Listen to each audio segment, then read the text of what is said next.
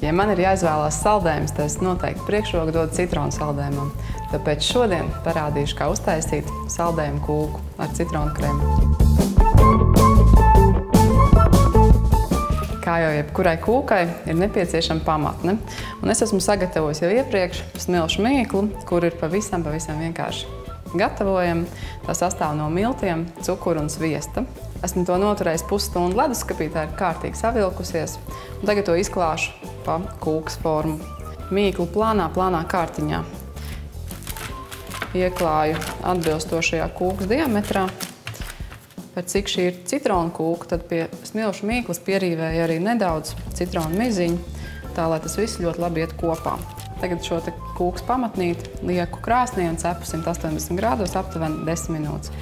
Kamēr kūkas pamatne krāsnī cepās, gatavoju jau citronu krēmu. Tāpēc sāku ar to, kad izspiežu no citroniem sulu aptuveni 100 gramus. Ārā šīs te pusītes vēl nemetu, tāpēc, ka būs nepieciešams vismaz no vienas pusītes norīvēt mize. Un katlā lieku kādus 6 olu dzeltenumus.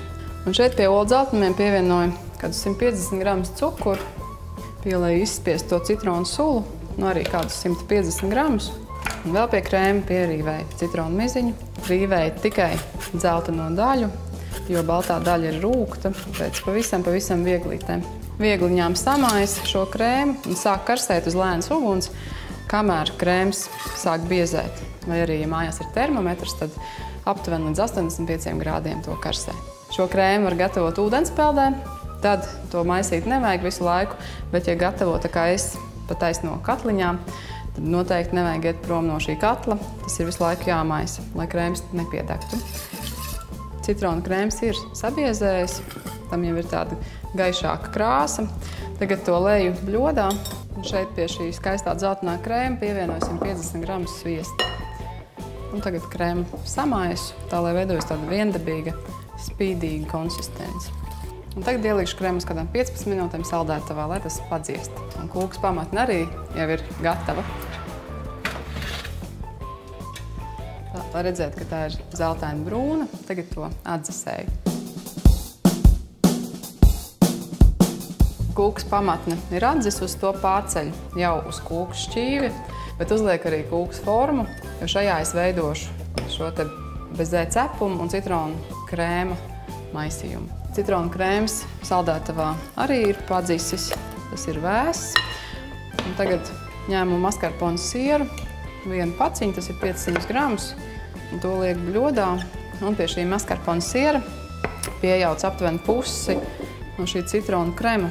Un tagad to vienkārši sajaucu kopā. Jācenšas izsist visi kunkulīši, kas rodās no maskarponu siera. Citronu maskarponas krēms ir gatavs. Tagad atliek to sajaukt kopā ar bezē cepumiem un šo te citronu kremu. Bet to jau darīšu šajā te kūkas formā. Pirms ar karoti iesmērēju krēmu. Šeit to krēmu smērēju tā diezgan kārtīgi, biezā slānī, jo tajā man vajadzēs likt iekšā bezē cepums. Lūk, kad krems ir iesmērēts, tad pievienoju bezē cepums, tos lieku vienu pie otra cieši klāt. Un tā, lai noklājās visa pamatnīte. Var arī kādu cepumu sasmalcināt, ja tie ir pārāk lieli un nenoklāja visu pamatni. Un tagad šiem bezē cepumiem pārlēju šo skaisto dzelteno kremu.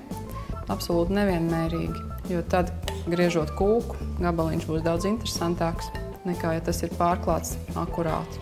Šeit atkal pa virsmu uzlieku maskarponas citronu kremu un atkal kārtoju bezē cepumus. Pārlēju dzelteno kremiņu. Uzlieku pāri palikušo maskarponas citronu kremu. Lūk, un šādi to kūku lieku saldētavā tik ilgi, kamēr tā ir pavisam sastingusi. Nu, tā kā saldējums. Vasarīgā citronu kūka kādu stundu ir pavadījusi saldētavā. Izskatās, ka tā ir sasalusi. Un tagad to izgriežu no formas. Tad to izdekorēšu ar pistācijām un makaronu cepumiem. Šie ir citronu makaroni. Es uzlikšu vienkārši uz kūkas. Tie citroni ļoti labi piestāv pistāciju rieksti, tos esmu sasmalcinājusi. Nu, lūk, šādi izskatās man vasarīgā citronu kūka. To vajag ēst uzreiz pēc izņemšanas no saldētavas. Un ticiet man, tā atgādinās bērnību, vēsmas saldējumu.